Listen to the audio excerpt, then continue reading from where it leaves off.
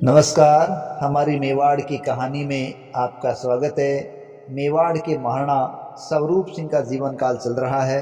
पिछले पार्ट में हमने देखा किस प्रकार सरदारगढ़ पर अधिकार किया गया, सामंतों को राजी करने के लिए इकरारनामा तैयार किया गया और देवली में छावनी की स्थापना की गई और साथ ही साथ महाराणा ने 2 बार स्वर्ण का तुला दान किया था।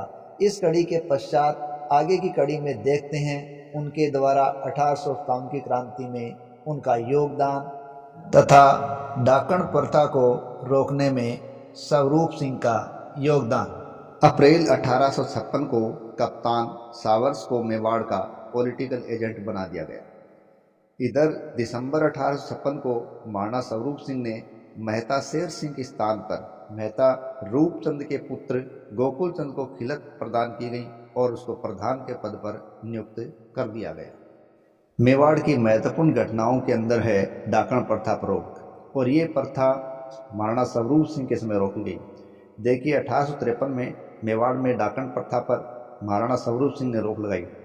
देखिए एक कुप्रथा थी, इसमें अनपढ़ जाहिल लोग किसी एक औरत पर डाकन होने का इल्ज़ाम लगाते और वो उसे उनके नज़दीक में होने वाली किसी मौत या अनहोनी का जिम्मेदारी मान लेते और उस औरत को डाकन करार देकर कांटों में डालकर जिंदा जला देते, सिर काट देते, दरखत से उल्टा लटकाकर मारते, सिर मुंडवा देते, गधे पर बिठाकर घुमाते, यानी उसके साथ काफ़ी प्रताड़नाएं करते थे।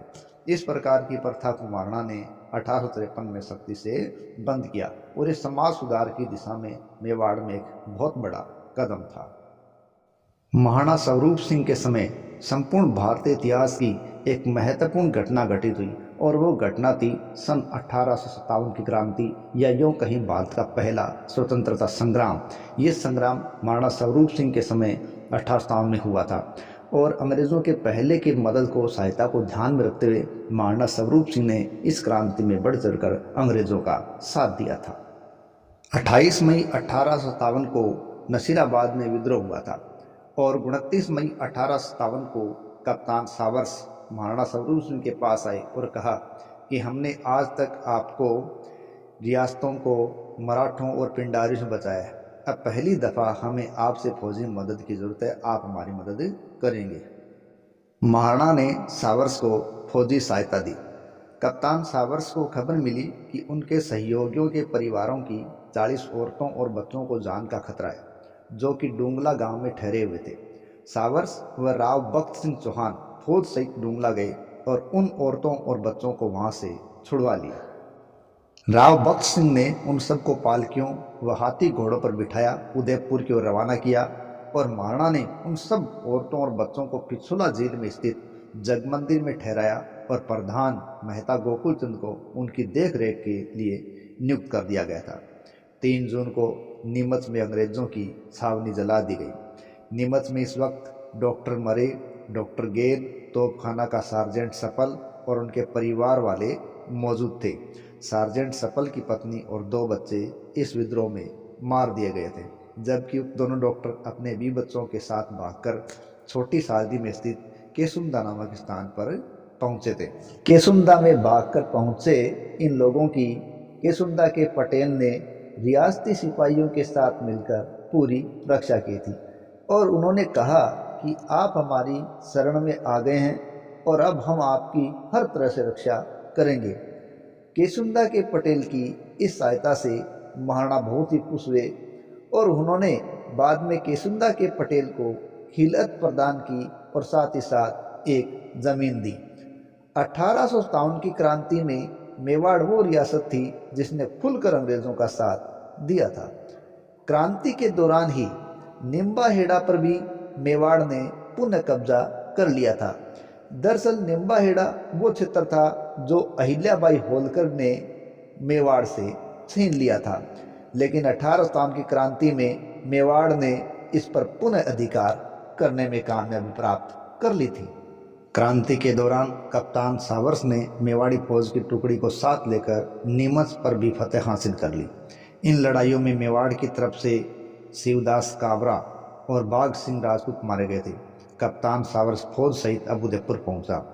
1858 में राजपूताने के मशहूर क्रांतिकारी अववा के ठाकुर कुशाल सिंह चंपावत अंग्रेज़ों से आवा की लड़ाई में पराजित हुए और उन्होंने मेवाड़ में प्रवेश करके कोठारिया के रावत जोधा सिंह के यहाँ शरण प्राप्त की। अंग्रेजी फौज कोठारिया पहुंची लेकिन उन्हें ठाकुर कुसार सिंह नहीं मिले।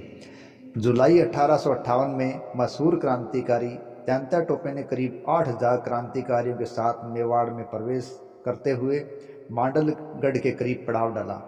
बारिश होने की वजह से यह पड़ाव 2-3 दिन तक वहाँ रहा, जिसके कारण मेवाड़ वालों को लगा कि त्यांता टोपे का जो इरादा है वो मांडल पर हमला करने का हो सकता है। यह सोचकर मेवाड़ ने 3000 राजपूतों की फौज मांडलगढ़ की सुरक्षा के लिए तैनात की, लेकिन त्यांता टोपे ने मेवाड़ को कोई भी नुकसान नहीं पहुंचाया। त्यांता टोपे मेवाड़ में छापामार लड़ाई लड़ते हुए अंग्रेजी फौज से छोटी बड़ी लड़ाइयां लड़ते हुए रहे थे और त्यांता टोपे ने झालावाड़, प्रतापगढ़, बांसवाड़ा में भी प्रवेश किया था। जून 1857 में महाराणा स्वरूप ने अपने द्वारा बनवाए गए गोवर्धन सागर महल, गोवर्धन सागर तालाब, पशुपतेश्वर महादेव व एजन स्वरूप बिहारी मंदिर की प्रतिष्ठा की। अक्टूबर 1859 में महाराणा ने गोकुल चंद के स्थान पर कोठारी केसरी सिंह को अपना प्रधान नियुक्त किया और उसे खिलत प्रदान की। जनवरी 1860 में कई जगह के मीणों ने फिर पंगा कर दिया और उत्पात मचाना शुरू कर दिया। महाराणा ने वहां उपद्रवी मीणों को तोप से उड़वाकर कठोर दंड देकर शांति स्थापित की और कई मीणों की हाजिरी लेने के लिए पर्याप्त बंदोबस्त भी कर दिया। मेवाड़ के महाराणा स्वरूप सिंह ने 15 अगस्त 1861 को मेवाड़ में सती प्रथा पर रोक लगाई। दरअसल ब्रिटिश सरकार ने 1829 में ही governor general lord William Bentinck ने अंग्रेजी इलाकों में सती प्रथा पर रोक लगा दी थी, लेकिन मेवाड़ में ये रोक अभी तक नहीं लगी थी क्योंकि स्वरूप सिंह इसको जलाए रखना चाहते थे, लेकिन अंग्रेज़ों के साथ लगातार होते रहे पत्र व्यवहार के कारण उन्होंने 15 अगस्त 1861 को इस प्रथा पर रोक लगा दी। इस प्रकार डाकण प्रथा और सती प्रथा ये स्वरूप सिंह के शासनकाल में मेवाड़ में समाप्त हुई। यहाँ यह बताना भी जरूरी है कि सती प्रथा को समूल भारत में रोकने में अग्रणी भूमिका समाज सुधारक राजा राम मोहन राय ने निभाई थी। उन्होंने ब्रह्म समाज की स्थापना की तथा अंग्रेजी सरकार के साथ मिलकर 1829 में सती प्रथा को उन्मूलन करने के लिए कानून बनाने में सफलता प्राप्त की थी। महाराणा स्वरूप सिंह को काफ़ी लंबे समय से घुटनों की बीमारी थी और ये घुटनों के दर्द की बीमारी लगातार बढ़ती जा रही थी।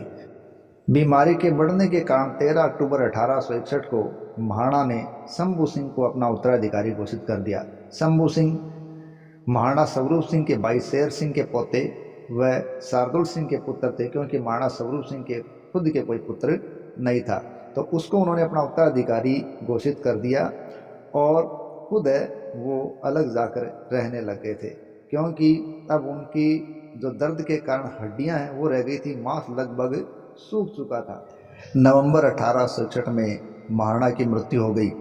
हालांकि महाराणा है स्वरूप सिंह वो सती प्रथा पर रोक लगा चुके थे, लेकिन फिर भी एजाबाई महाराणा स्वरूप सिंह के साथ सती हुई थी और मेवाड़ के पॉलिटिकल एजेंट मेजर टेलर को इस घटना की सूचना मिली तो बड़ा क्रोधित भी हुआ था। आखिर में बात करते हैं महाराणा स्वरूप सिंह के निर्माण कार्यों की।